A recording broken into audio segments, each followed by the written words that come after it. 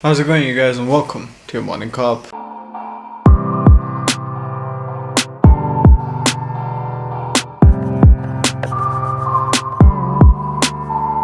Now, let's talk about Greenland and why the world has its eyes on this new election that's happening this week.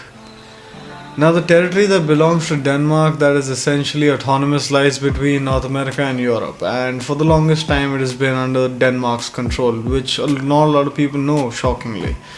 Also, considering the fact that Donald Trump said that he would openly buy Greenland and Denmark said that that was just absurd because they would never sell Greenland, is another thing that we should know about it. Here's why the situation in Greenland is actually getting a little more intense for the world as we know it.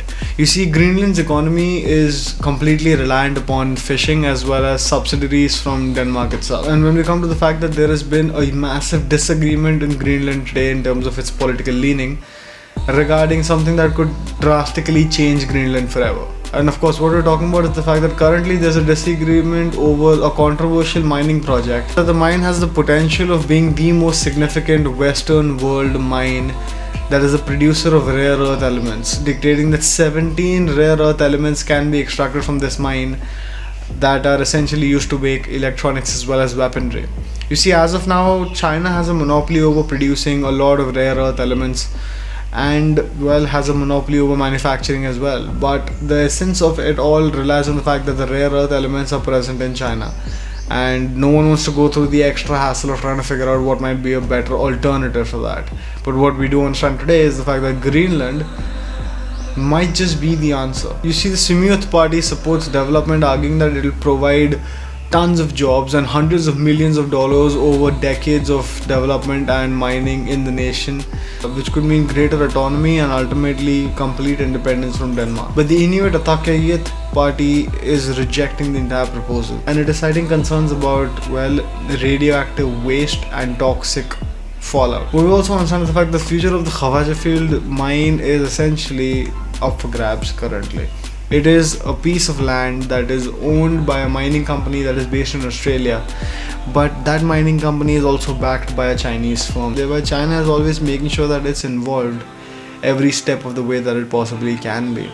But we also understand the fact that global warming is opening up a new shipping lane, a brand new shipping lane in the Arctic, and global warming is melting more global sea ice than we can comprehend. Glaciers are melting all over the place, and this sparks for trouble with flatter nations across the world, as we have discussed on numerous occasions on this channel. What was once above sea level is going to be quickly lost below sea level. Not something fun to think about, but something that's very much evident nevertheless. What we also understand is the fact that these new global shipping lines will significantly decrease the amount of shipping time that it takes. But this new opening up of the Arctic waters has re-sparked a long-running territorial dispute between Denmark, Canada, Russia, as all of these nations are seeking sovereignty over a vast underwater mountain range called the Lomosnov Range. Now, the issue with this is that whatever nation gets sovereignty over the said range, that much of that nation's international water body coverage also increases. And Russia has been resorting to some old school intimidation tactics by ramping up its civilian as well as military population on its coastline. And when we talk about the coastline, we of course mean the Arctic coastline.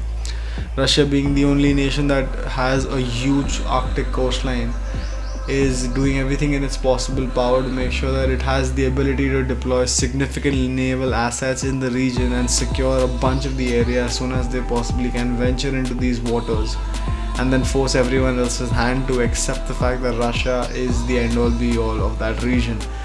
Thereby, it could mean another reason as to why Russia is ramping up its efforts near the Crimea border as well. You see, Russian presence in Donetsk, Russian presence in eastern and northern Ukraine is ramping up significantly, and this could be a deviation tactic for the rest of the world to focus on while Russia is manning new stations in the Arctic Sea. But we also understand the fact that the sheer amount of resources that are present in the Arctic Sea are no joke. Any country that could get their hands on these resources would have a lot to deal with nothing to worry about.